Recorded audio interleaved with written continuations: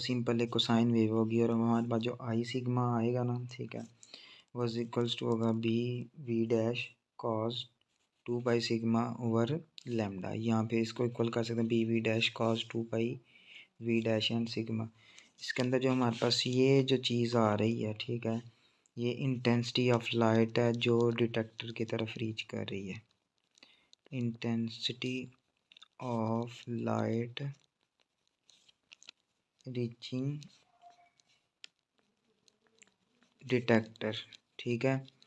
जबकि जो हमारा ये जो वी डैश आ रहा है ये वेव नंबर है, यानी कि रेसिप्रोकल ऑफ जो वेवलेंथ होता था ना, हमने पढ़ा था उसके अंदर, जो हमने पीछे मैक्स प्लैंक की क्वांटम थ्योरी वगैरह देखी थी, तो उसके अंदर हमने पढ़ा था ये E is equals to H C V dash जो हमारा आ रहा था, न्यू डैश जो भी था।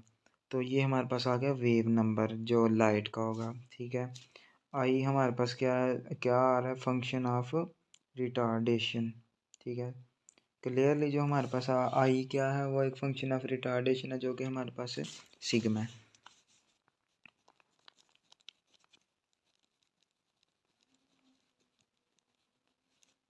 ठीक है, फंक्शन ऑफ रिटार्डेशन है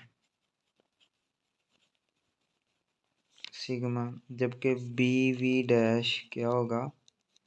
कांस्टेंट है। और ये काउंट करता है हमारे पास इंटेंसिटी ऑफ लाइट सोर्स को।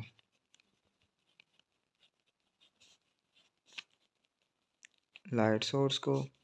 उसके अलावा जो हमारे पास है एफिशिएंसी ऑफ बीम स्प्लिटर होगी जो कि 50% है, ना ही हमारे पास एग्जैक्टली रिफ्लेक्शन देती है, 50% ट्रांसमिशन। और इसके अलावा जो हमारा रिस्पॉन्स ऑफ डिटेक्टर होगा उसको, ये सारे के सारे फैक्टर जो हमारे पास होते हैं डिपेंड करते हैं जो हमारा वेव नंबर आ रहा है, ठीक है। मोनोक्रोमेटिक लाइट के लिए सिर्फ और सिर्फ हमारे पास जो वी डैश है ना, उसकी ओनली वन वैल्यू होगी। There is only one value for V dash in case of monochromatic light. तो ये हमारा क्या था, सिंपली एक जर्नल हमने देखा कि अगर हमारे पास जो लाइट जिस सोर्स से आ रही है वो हमारे पास मोनोक्रोमेटिक होगा, तो जो कोसाइन कर्व आएगी वो हमारे पास किस तरह आएगी, हमारा जो आई सिग्मा आ रहा था वो इंटेंसिटी ऑफ लाइट हमारे पास डिटेक्टर को रीच कर रही थी, जबकि वी डैश, ये सारी चीज़ें हमने डिस्कस कर ली हैं। तो अब ये जो हमारे पास एक सिंपल लास्ट पे हमने पिक्चर देखी थी, इसके अंदर जो हमारे पास आउटपुट आए थे जिसको हम इंटरफेरोग्राम कहते हैं। तो अगर हम इंटरफेरोग्राम को हमने डेफिनेशन भी देखी, उसके अंदर क्या रहा था हमारे पास, बेसिकली ऐसा ग्राफ जो output light intensity versus retardation को शो करे। तो यहाँ पे अगर हम देखेंगे इनके दरमियान जो डिस्टेंस आ रहा था वो था π/4 इसके और इसके दरमियान,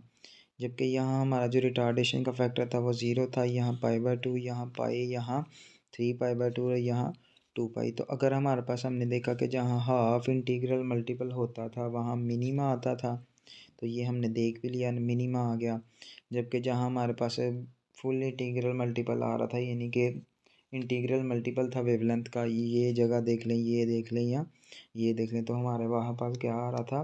कंस्ट्रक्टिव इंटरफेरेंस शो कर रहा था। ये कुछ हमारे पास स्पेक्ट्रम्स हैं जिनकी इंटरफेरोग्राम्स हमारी दिखाई गई हैं। इधर जो हमारा वो वेव नंबर आ रहा है, ठीक है, और ये हमारा जो कांस्टेंट है। तो अगर वेव नंबर की वैल्यू 2 आती है हमारे पास इस तरह, यानी कि इंक्रीमेंट हो रहा है, तो उसकी जो इंटरफेरोग्राम जिसको हमने कहा था, यानी कि हमारी इंटेंसिटी वर्सेस जो हमारे पास रिटार्डेशन था सिग्मा, और आई जो सिग्मा जो था, तो वो इस तरह की शो करेगा। जबकि अगर हमारे पास इसकी वैल्यूज़ 2 आएंगी तो वो कुछ इस तरह की हमारे पास आउटपुट शो करेगा इंटरफेरोग्राम के अंदर। अगर हमारे पास इस तरह की पीक शो करता है तो ये इस तरह की स्टार्ट में इंक्रीमेंट फिर डिक्रीमेंट होगा। अगर इस तरह की 2 पीक शो कर रहा तो कुछ इस तरह का हमारे पास जो ये हमारे पास कुछ डिफरेंट इंटरफेरोग्राम्स है जो डिफरेंट स्पेक्ट्रा से शो की गई। ये हमारे पास एक लेआउट है, एक फॉरियर ट्रांसफॉर्म इंफ्रारेड स्पेक्ट्रोमीटर है जिसको हम निकोलेट हमारे पास मेडिसिन के लिहाज से। तो ये हमारे पास आ गया लेज़र, ठीक है, ये हमारा इंटरफेरोमीटर है, ओके, और ये हमारा बीम स्प्लिटर पीछे हमने देखा, यहाँ मिरर था हमारा,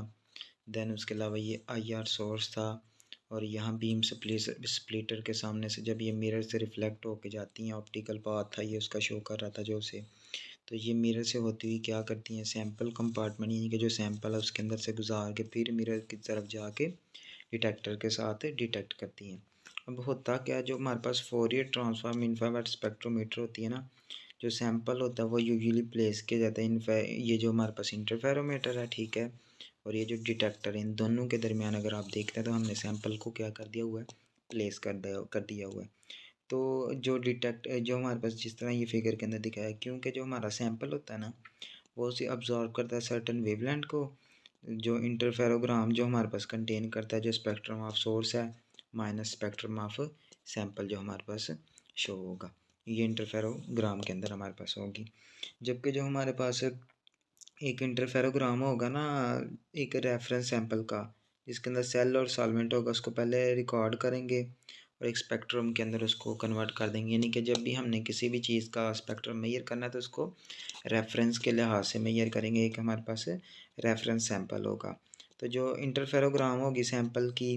वो क्या करेंगे, सेम सॉल्वेंट के अंदर रिकॉर्ड करेंगे और उसको ट्रांसफॉर्म करेंगे एक स्पेक्ट्रम के अंदर, फिगर के अंदर। जो हमारे पास क्वोशिएंट होगा सैंपल स्पेक्ट्रम का, वो डिवाइड कर दिया जाएगा रेफरेंस स्पेक्ट्रम से, और जो हमारे पास सैंपल का आ रहा है तो जो क्वोशिएंट होगा जिसको हम कहते हैं वो सेम होगा कंप्यूटिंग पी ओवर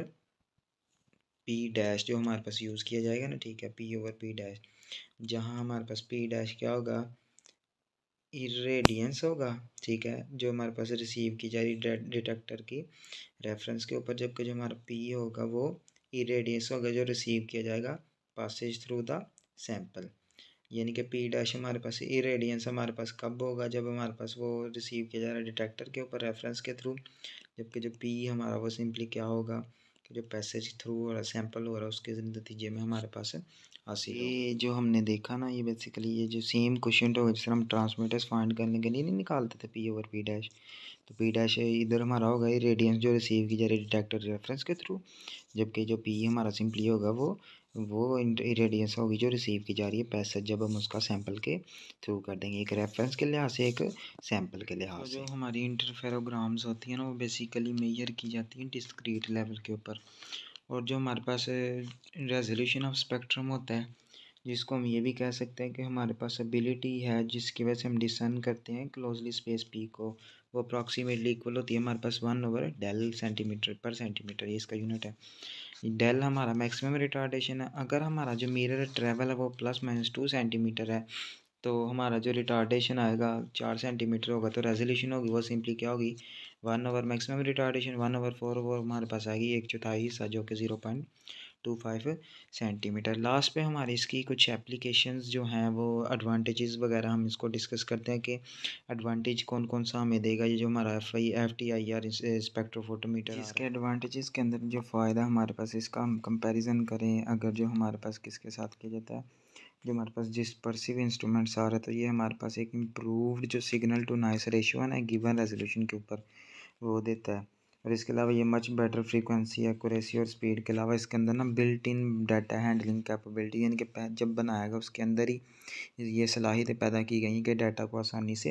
हैंडल कर सके। जो हमारे पास सिग्नल टू नॉइस इंप्रूवमेंट्स होती है ना वो बेसिकली आते हैं क्योंकि जो हमारा फोरियर ट्रांसफॉर्म स्पेक्ट्रोमीटर है वो एनर्जी यूज़ करता है इंटायर स्पेक्ट्रम के लिए, बजाय इसके कि वो हमारा क्या यूज़ करे, एक छोटे छोटे सीक्वेंस को एनालाइज करे, वेव बैंड्स को जो हमारे पास मोनोक्रोमेटर के लिए अवेलेबल होते हैं वो क्या करता है, एनर्जी को यूज़ करता है। जो हमारे पास प्रीसाइज रिप्रोडक्शन होती है ना बेसिकली वेव नंबर की, वो अलो करती है फोरियर ट्रांसफॉर्म इंस्ट्रूमेंट को कि वो एवरेज सिग्नल को हमारे पास क्या करता है, वो मल्टीपल स्कैन से इम्प्रूव करता है फर्दर सिग्नल टू नॉइस, यानी कि एनर्जी यूज़ करेगा ये सारे प्रोसेस के लिए। ये इतना हमारे पास एक्यूरेट नहीं होता जितना हमारे पास क्या होगा अगर हम इसके मुकाबले में डिस्पर्सिव इंस्ट्रूमेंट यूज़ करते हैं ना स्पेक्ट्रोमीटर, तो ये उतना एक्यूरेट नहीं होगा ट्रांसमिटर्स मेजर करने के लिए। ट्रांसमिटर्स मेजर करने के लिए हमें से डिस्पर्सिव ही अच्छे रहेंगे, जबकि ये अगर हम डिस्पर्सिव के मुकाबले में देखें ना तो ये थोड़ा सा सस्ता होता है, जबकि ये वाला महंगा होता है। जबकि विजिबल और यूवी होता है ये कमर्शियली अवेलेबल, यानी कि विजिबल जो हमारे पास फोरियर ट्रांसफार्म और यू अल्ट्रा वायलेट वाली फोरियर ट्रांसफार्म स्पेक्ट्रोमीटर जो होंगे वो कमर्शियली अवेलेबल ही नहीं है। क्यों? क्योंकि जो रिक्वायरमेंट है ना सैंपल की जो इंफेरोमीटर इंटरवल के लिए वो विजिबल स्पेक्ट्रोस्कोपी के लिए जो हमारा बेसिकली आएगा डेल वी डैश, वो हमारे पास होना चाहिए 25,000 पर सेंटीमीटर, ठीक है। और जो हमारा क्या करे, गिव करे सिग्मा जो आ रहा है 0.2 माइक्रोमीटर, और जो हमारी मिरर मूवमेंट हो वो कितनी हो, मिरर मूवमेंट वो हो 0.1 माइक्रोमीटर बिटवीन डेटा पॉइंट्स। ये हम किसकी बात कर रहे हैं अभी, विजिबल की बात कर रहे हैं। विजिबल FTIR स्पेक्ट्रोफोटोमीटर जो, सॉरी विजिबल FT स्पेक्ट्रोफोटोमीटर जो हमारे पास होगी, तो ये जो हमारे पास फाइन कंट्रोल्स आ रहे हैं सिग्निफिकेंट रेंज के लिए, वो हमारे पास इतनी आसानी से नहीं हासिल की जाती, ये इतने फिजिबल नहीं है। यही वजह कि ये हमारे पास कमर्शियली अवेलेबल नहीं होती, क्योंकि ये जो कंडीशन है ना विजिबल के लिए, ये बहुत ही मुश्किल अचीव करना। तो ये हमारे पास है विजिबल और UV इतने कमर्शियली अवेलेबल नहीं होते, जबकि डिस्पर्सिव के मुकाबले जो FTIR या स्पेक्ट्रोफोटोमीटर होते वो सस्ती होती है हमारी, और ये इतनी एक्यूरेट नहीं होती अगर हमने ट्रांसमीटर में ये करनी हो, जबकि जो सिग्नल टू नॉइस रेशियो है वो हमारे पास एक इम्प्रूव वैल्यू देती। तो यही हमारा एक आज का कॉम्प्लिकेटेड टॉपिक था, थोड़ा सा लेंथी था, लेकिन कोशिश की है कि जितना ईजी हो सके उतना एक्सप्लेन किया। तो अगर आपको कोई टॉपिक के अंदर से कोई बात समझ ना आई हो तो ज़रूर कमेंट डाउन कीजिएगा। वीडियो को लास्ट तक देखने का शुक्रिया, अपना ख्याल रखिएगा, अल्लाह हाफ़िज़।